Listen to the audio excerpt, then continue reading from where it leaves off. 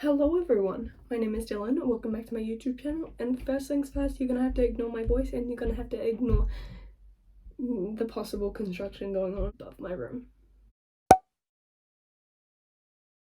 Welcome to my April reading wrap-up.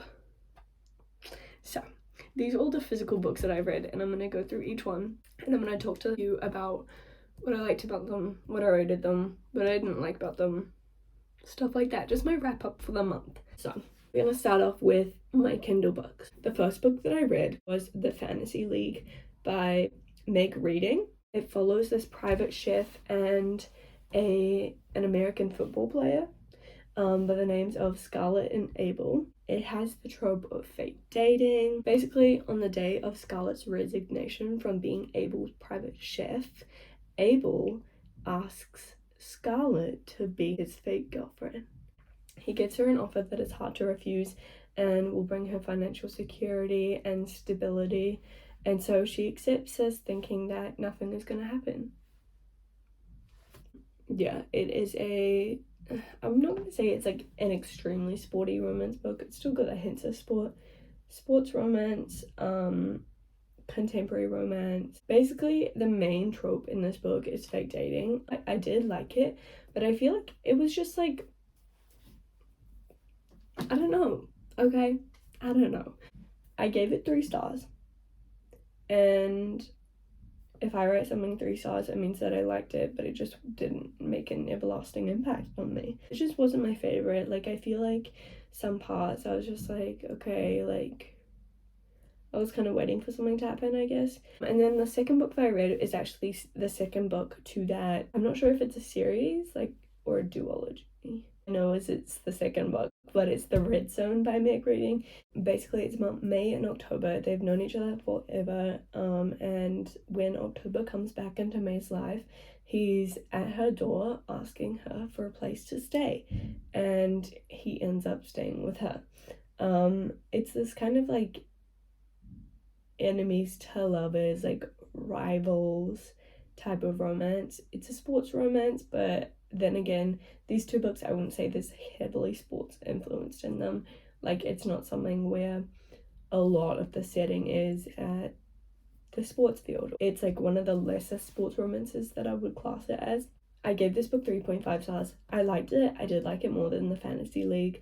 And yeah, I think it's just like these 2 books were like such good reads. They were really easy reads in terms of just like getting through them so fast.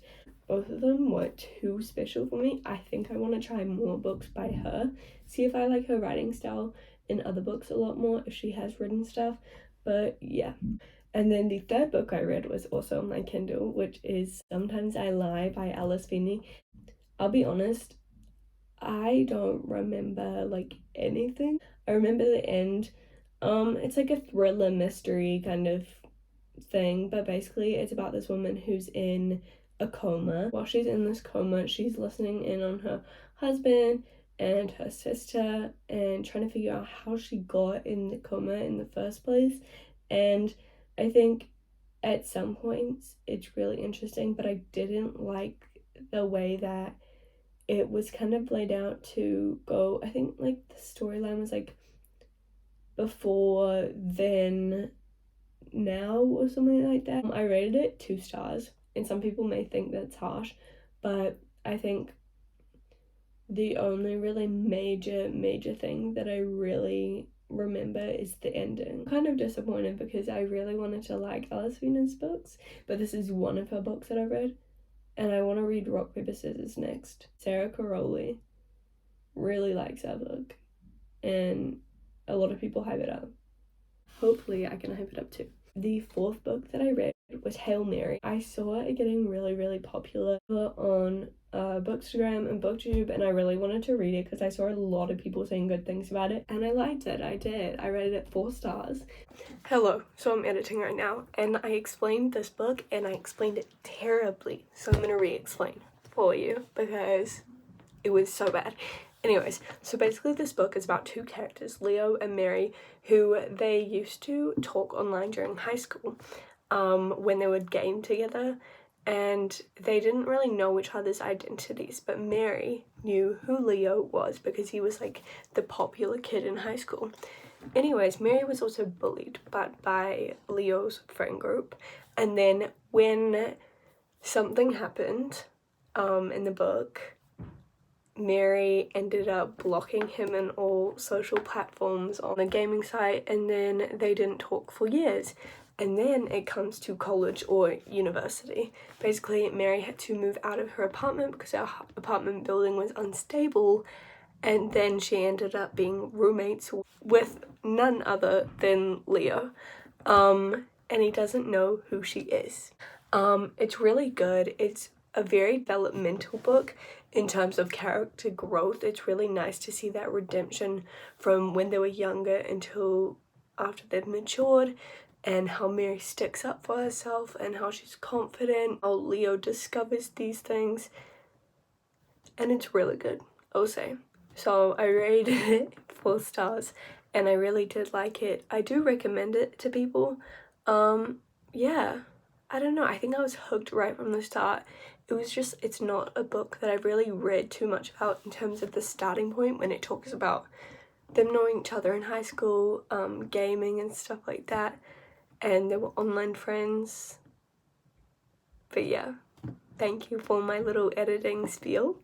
I'm gonna go back to editing. And I'm sorry this video is such a bore because I don't know where my head was that day, to be honest. Then the 5th book I read was still on my Kindle.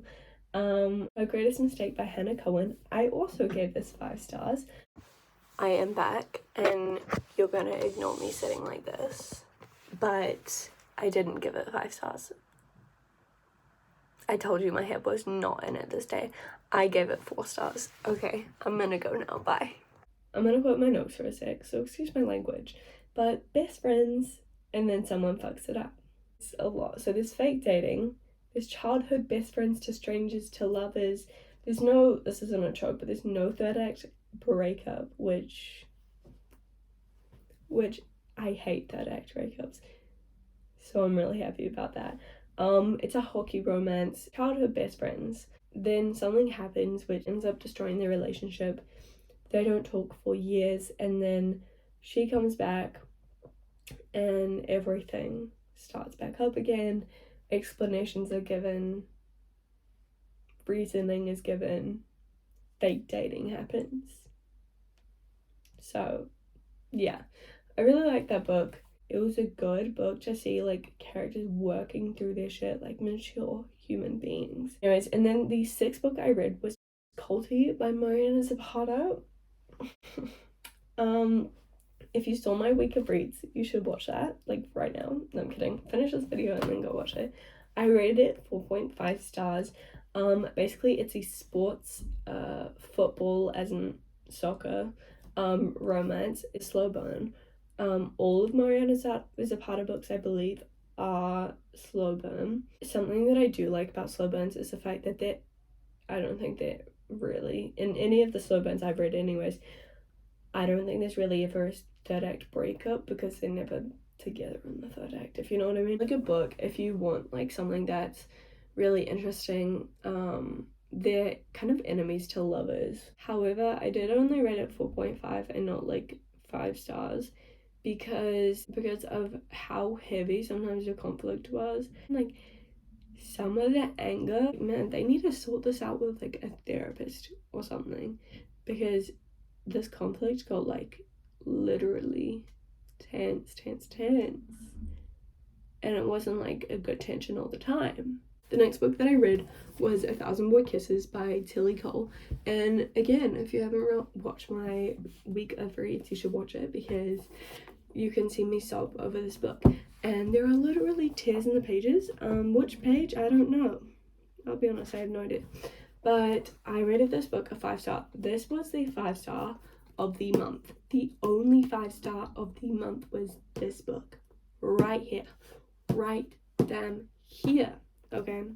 That was the 5 star. It's such a good book. If you don't want to read a sad book, I don't recommend this. But if you want to read a sad book and if you like to cry and read sad books, I really recommend this. My heart broke. Literally broke.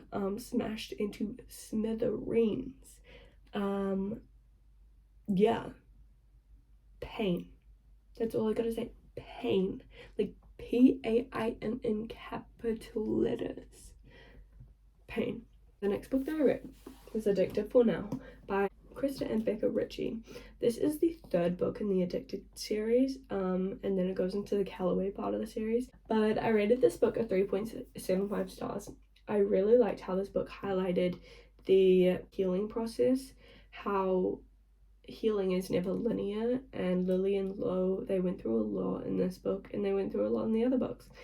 But I like how this book really shows the strength that Lily and Lo tried to maintain when other factors in their life were really difficult or were pushing them really to their point. I liked it, but it definitely wasn't my favorite book. I really liked how it highlighted the healing process though. So yeah, 3.75 stars.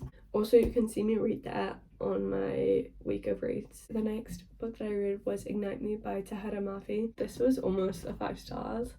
It was a 4.75 stars. I really, really liked this book.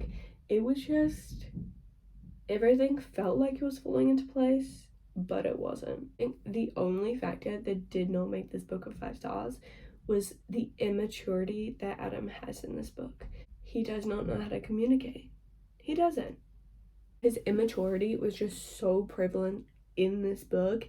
He doesn't know how to communicate in this book, and I just really did not like him for it. Okay, I really did not like him for it, and from this book now on, I'm gonna let you know that I didn't like him at all in the rest of the books. After that, the next book was Restore Me by Tahereh Mafi once again. This book is the third book, like the third full book in the series, and this is the fourth book. I understand that they have different covers. We're not going to talk about it. Restore Me, I rated it a 3.75. I just didn't like this book too much, and I was looking through Goodreads reviews and people were rating this 5 stars and 4 stars, and I was like, I don't, like, did I miss something important in something, but I think I just didn't really connect with this book too much in terms of, like, not connecting with the characters, but like getting attached to the book. Like, I was attached to this book, and this I was detached from the book. But I really liked the physical and the mental strength that Juliet showed in this book. I just think it was so powerful, and she's a badass. And the next book that I read, which is not shown, I read it on my Kindle, was Defy Me, which is the 5th book in the series. I rated it 3 stars. That was the lowest rating that I rated a book in the series. And I just didn't like it overall. I was just like kind of bored literally for the first like probably like 2/3 of the book, I'll be honest. And then at the end, like, some stuff led into the other book, but I was kind of just like, why could this not have been in the book after that? Hello, I'm here again. I'm editing. Anyways, basically here what I mean is, why couldn't the author have used the ending portion of Defy Me and used it as the beginning of Imagine Me? Because it felt like for the 2/3 of the book that I was bored in, nothing happened. There we are. Better explanation. And then I read Imagine Me, which is the 6th book in the series. I rated it 4 stars. This was definitely redeeming. I feel like a lot happened in this book. I was interested in seeing Kenji's point of view a lot more in this book. I love Kenji. Kenji's probably my favorite character. The last book. Not the last book. Definitely not the last book. But the second to last book of the month I read was Believe Me, which is the last book in the Shadow Me series. I literally realized that this book completed my first like long series that is actually like fully out, like all the books are out and stuff, because I have read a series, but not all the books are out. But this was, believe me, the last book, and this is also counted as a novella because of the length of it, and it's from Erin's point of view. I think this book was really special to see Erin's feelings towards the others and how people's words actually affect him, how certain things in life affect him and his heart, and how he sees Juliet, how he sees Kendry, and some exciting things happen which wrap up, you know, this series. I rated it 4.5 stars. It was just such a nice way to see like how Erin was actually affected by all the events that have happened in the previous books. The last book that I read, it's literally 2 days before the end of the month, but I read one book and I finished it this morning. It was Delilah Green Doesn't Care, and it's on my Kindle. I think I rated that 4 stars. I really liked it, and I'm thinking of reading Astrid Parker Doesn't Fall. I think that's the second one. It's a small town romance. It is queer romance, queer representation all throughout the book. This book is really good with the representation. I think the author Ashley Herring Blake, I believe like all of her books are queer romances. That was my April reading wrap up. I really hope you enjoyed it. I'll be filming my May TBR in a couple days once this is up. I'll see you then, or I'll see you whenever. Thank you very much for watching my video. Please subscribe and like if you want, comment anything that you want to see, comment if you like this video. I hope you have an amazing day, evening, whatever time it is, and I'll see you again soon.